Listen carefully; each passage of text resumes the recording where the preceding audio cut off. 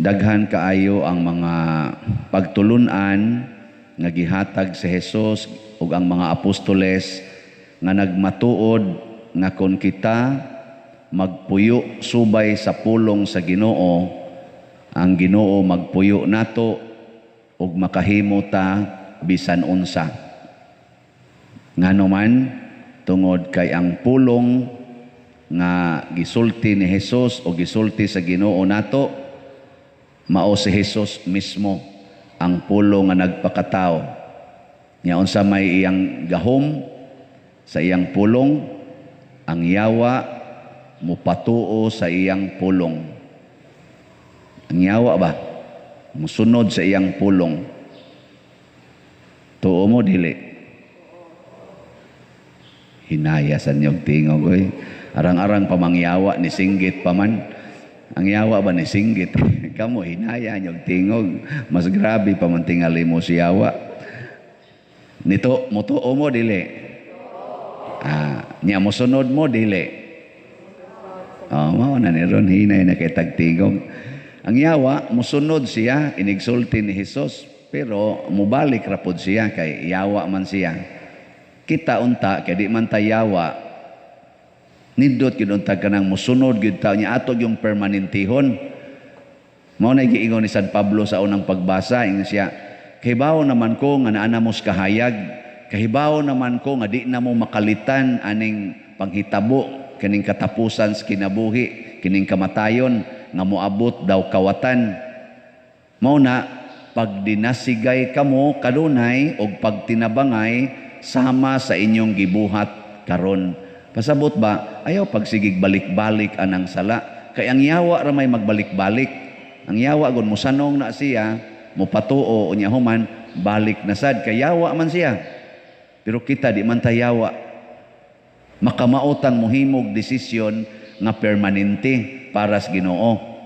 Ang yawa di man to ka desisyon gyud permanente para sa Ginoo kay ang iyang nature yawa man. Gipangutan ako no na imong tupad. Imong tupad ba pangutan na? Ingna permanente na gyud kang mosunod sa Ginoo. Ingna permanente na ginang imo. O magyawa-yawa na sa karon ighumas misa. May ra ba kita dining musimba, may kitang musimba, may kitang magdupa-dupas tong kamot. May gani wa na mo padupaharos inyong kamot, no? Kana inig amahan namo, may kitang mudupa-dupas kamot. Labi na gining pari kay kami magi allowed nga mudupa kamo, di man mo allowed. Nya mo apil ra ba gyud mo, mamugos gyud mo ay la padir padupaha lami padir kay ganahan man jud ko mudupa padir.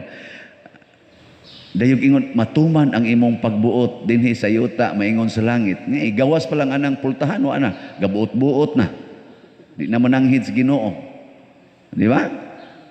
Mao na ayaw pero ang yawa maniguro gina siya nga maliwat ta niya. Mo nang himuon gyud niya tanan.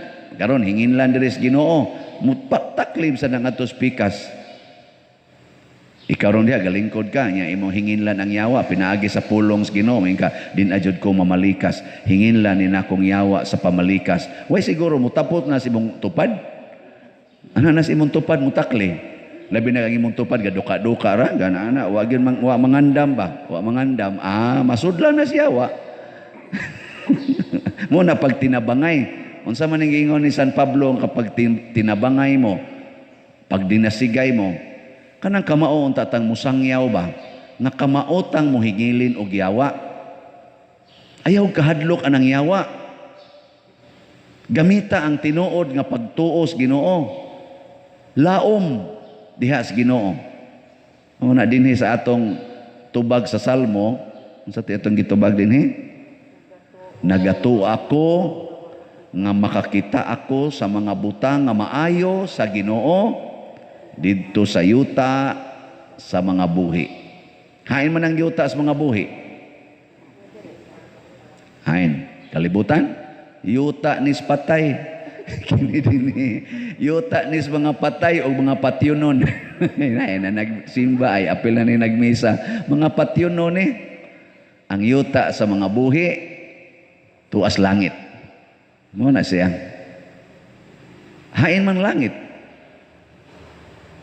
Hain man ang langit. nias kalibutan ug tuad didto sa sunod nga kalibutan. Dinhis kalibutan hain man ang langit. Naas imong kasing-kasing. Brightan ninyo, no? Ya, kumusta mo ron imong kasing-kasing? Unsay naa diha? Langit, impierno. Og langit gani mailhan nimo kay di nagid na masuko ng tawhana. Wa na na say yaw-yaw, wa na na say kahiubos. Kay ang suod sa kasing-kasing langit man, pero impierno gani suod ana. Magsigi nagyaw-yaw, magsigi nagkasuko, magsigi nagsapot, magsigi pag nagbisyo. Amo na mga kasing-kasing nga gisudlan og impierno, gipuy-an og yawa. Lingi ang usab na imong tupad. Ingna unsa may imo ron, unsa na ani mo ron, langit o impierno. Ingna. Labi na ang imong banaw na ginamutagad nimo kay nahiubos og mayo, sigihan nimo gwakli, iguli ro sa inyo ingna dong unsay na ani mo, impierno o langit. Tamparuson tanong kambuanga ka diya, kita kag impierno. Ayaw lang sad padaan na. Og dana gani ang imo ganing kauban sa kinabuhi, mura na gani gipuy-an na siyawa, impierno na kaignaong, ang kasing-kasing ga sige nagbugat ana. Ayaw lang sad patakod. Padayon lang gyud og smile. Mo na kamong mga ginikanan, usahay kanang inyong mga anak, puy-an mo nagyawa. Ang yawa anang duwa des computer, ang yawa sa kalaway, ang yawa sa mga bisyo, ang yawa sa katapulan. Kamo sa mga ginikanan ay lang sad mo patakod oy. No? Ug dili sila magkugi, kamo na lang sa ikugi. Di sila manglaba, kamo ipanglaba. Haron di mo matakdan. Ay nalang pagsigsugo anang tapulan kay matakdan man ka madugay. Matakdan ka. Kung ang inyong bana di gyud mo undang anang bisyo, magsigig yung inom, ikaw na lay tig-atiman anang palahubog. Ayaw na lang na siya sige hunong anang imong inom kay madugay. Matakdan man ka anang yawa. No? Yang nagsigig pangabit, ay atimanan na lang sa na siya inig-uli, gikas kabit. Ikaw ayaw lang sa pangabit. Nganong masuko man kag nangabit siya nga ikaw limpyo man imong kasing-kasing. Ug wa na siya puy diha sa Ginoo kay ang iyang kasing-kasing impierno na gyud. Ang yawa sa kalaway, ang yawa sa kaulag mo ay naghari diha. Ikaw sad nga iyang kaubas kinabuhi, ay na lang sa patakod. Papuyin na lang sa nang imong kasing-kasing og yawa naman. Ginoo sa kaputli, Ginoo sa pagkamahigugmaon, Ginoo sa pagkamaunongon. Ano? Ginoo sa pagkamapasayloon. So ang battleground karon ni as kasing-kasing. Muna si San Pablo, gidasig ta niya. Magdinasigay ta. Niya ang yawa, mupuyo sa naspari. Ha? Kamu no gaduda naman hinoon mo kanis father yawaan basad gani ay simpre kamu ra mo tilaw og yawa-yawa. Pariharata timan ibaya kinsay gapatay ni Hesus ang mga pari ni atong panahona, mga high priest pagyod. Kinsa man ang high priest? Mga kardinal, mga obispo, maoy nag-orchestrate aron patyon si Hesus. Ug di mi mag-amping, ako di ko mag-amping, kining akong pagkapari, kining akong dungog, kining akong gahom, kining akong gitawag og in quotation authority isip pari, maorasan ni ang muimbitar sa yawa sa akong kasing-kasing. Muna kaming mga pari, gitagaan gyud mi og assignment. Sa may among assignment, ang pagpuyo sa kinabuhi sa kakabos, sa kaputli, way asawahay, silibasi, o pagka mapaubsanon nga mosunod sa among obispo. Tanaw gani ninyo nako, wa na ko magtuman anang kakabos, kaning silibasi, o kining pagsugot sa authority, pahinumdumi in taon ko ninyo. Tabangi sa ko ninyo. Hunghungi sa ko, pader, wa naman kamuhaom anang inyong tulo ka evangelical councils. Nya maingon day ko, hay man ana. Kana bang kakabos pader, norang na naman imutan ng kolekta. Wa na may nibalik nga rinamo. Anong inyo man kung pakialaman anang ako may pari din eh. Ingon gani ko ana ingna lang sa dimong kaugalingon giyawaan na gyud no giyawaan. Ay lang sag patakod ingna lang sa sige pader salamat ha. Makalaom jud ka pader nga support gyud ko nimo. Ingon din pare sige be ikay gasto ani atong kuryente dinhi. Ikay bayad sa atong electric bill. Pila man na pader 80,000. Bayad din ka. Nya mo bayad mo. Di kang bayad. Bayad na naman ginimutan ng kolekta. Awa na natakda na ka. Bayari na yun. Ana. Niyagwa ka ikabayad. Ibaligya na imong yuta. Ibayad. Nga naman.